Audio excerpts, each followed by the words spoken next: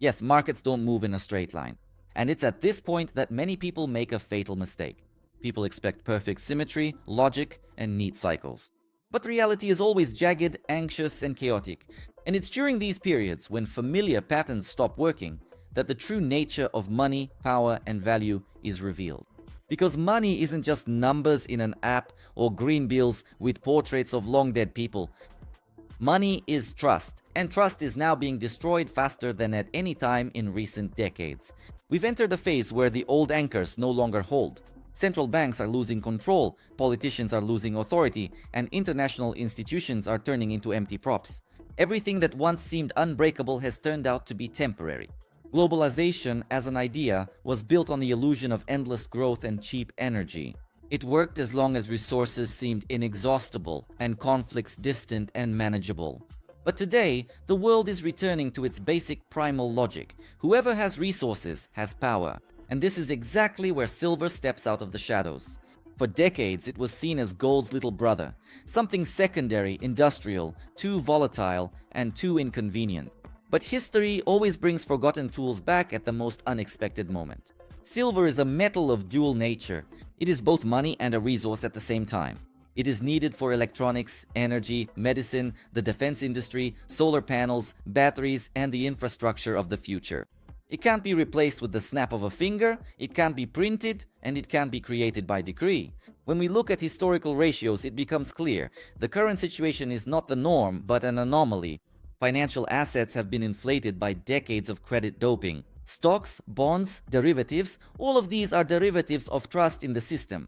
But when trust cracks, people instinctively turn to what has survived hundreds of crises, wars, regime changes, and currency changes, to what doesn't depend on servers, power grids, or the promises of third parties. Silver is not a bet on rapid growth, it's a bet on the reformatting of the world. This isn't a trade, it's a position. It's the understanding that we are moving from a world of abstractions to a world of physical reality, from a world of paper wealth to a world of tangible value. And if we look more broadly, we don't just see the silver market, but a global paradigm shift. Let's take a look at geopolitics. Countries no longer speak the language of rules, they speak the language of power. Contracts no longer guarantee security. Only control over resources guarantees it now. Oil, gas, uranium, rare earth metals, and food, all of these are becoming tools of leverage. And money, which can be devalued by a single decision of a board of directors, simply loses all meaning in such a system. When you're told that inflation is under control, ask yourself, under whose control and in whose interests? Official figures have long been detached from the reality people actually live in. The cost of living is rising faster than incomes. Savings are dwindling, even if the numbers in your account are nominally increasing.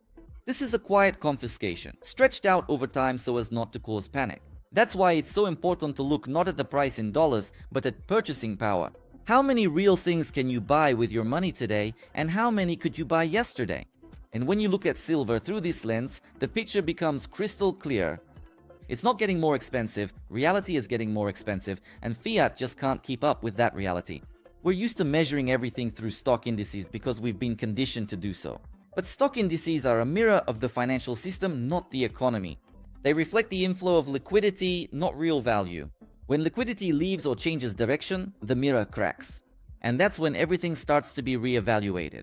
The comparison with the Nasdaq is especially telling here because it's the index of the future, of technology and innovation.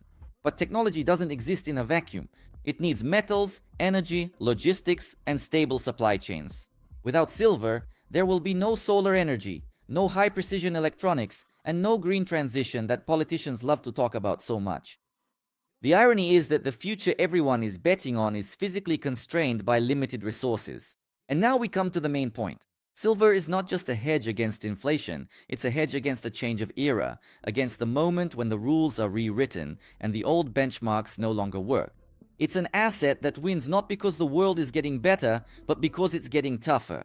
There was a time when people believed that wars were a thing of the past, that the economy mattered more than territory, and that people were more important than land. And today, we see how quickly these illusions begin to crumble. The world is once again dividing into spheres of influence, and borders matter again. Raw materials are once again becoming strategic weapons. And in such a world, those who understood which way the wind was blowing in advance come out on top. This is not a call to run out and buy up everything indiscriminately. This is a call to think, to compare, to look at history, not just at the last 5 years. All these statements, threats, and harsh formulations are not diplomacy. They are a preface to a new reality. A reality where military bases, rare earth metals, Arctic routes, and mineral deposits matter more than any treaties or memorandums. When you hear talk about bringing soldiers home and we'll do it ourselves, it's not bravado, it's an admission. The world is no longer centralized. It is fragmenting into blocks, each of which is forced to provide for itself. And here we return once again to silver, because it fits perfectly into this logic. Silver is not just a metal, it's an indicator of trust in the system. As long as the system is strong, silver is marginalized, mocked, called the metal of the poor, and people say it's too volatile, too inconvenient, and too old-fashioned. But as soon as the system starts to come apart at the seams, silver rises to the surface like litmus paper. It instantly reveals where the lies are and where the truth is. When the curtain is pulled back, panic begins. That's exactly what we're seeing right now. These sharp drops, sudden pullbacks, and aggressive downward moves are not a sign of silver's weakness. They're a sign of desperation from those stuck on the other side of the trade. This is the last line of defense for the paper manipulation system. Because if the price goes too far, there will be no way back. There will be no liquidity, no trust, and no way to resolve the situation.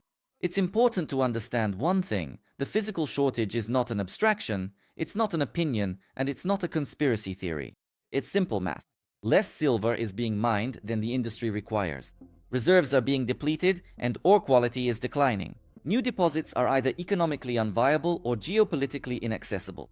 And demand isn't just growing, it's structural. You can't just turn it off with the push of a button.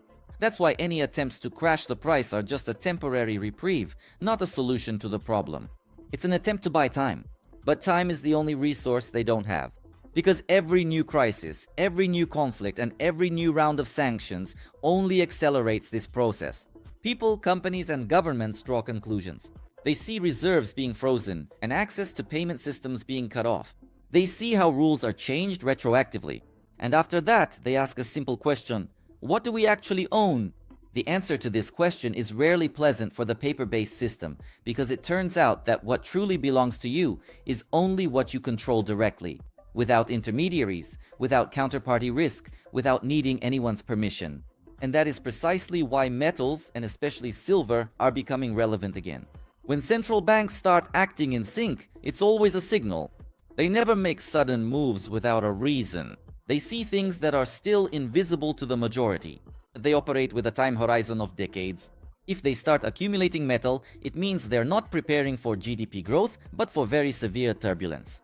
Gold has already taken this step. It has already regained its status as the main reserve asset. Silver is following, but with a much more explosive potential. Because the silver market is several times smaller, because there are more manipulations in it, and because the imbalance between paper and physical silver is the most extreme here. And when this imbalance starts to collapse, the movement will not be smooth, but sharp. It won't be a linear rise, but a series of surges, pullbacks, and panic. Most people won't be able to handle it psychologically. The majority will sell at the very first strong pullback, convincing themselves that it's all over. But in reality, this is only the beginning. Because such movements are not the end of the trend, they're its very breath.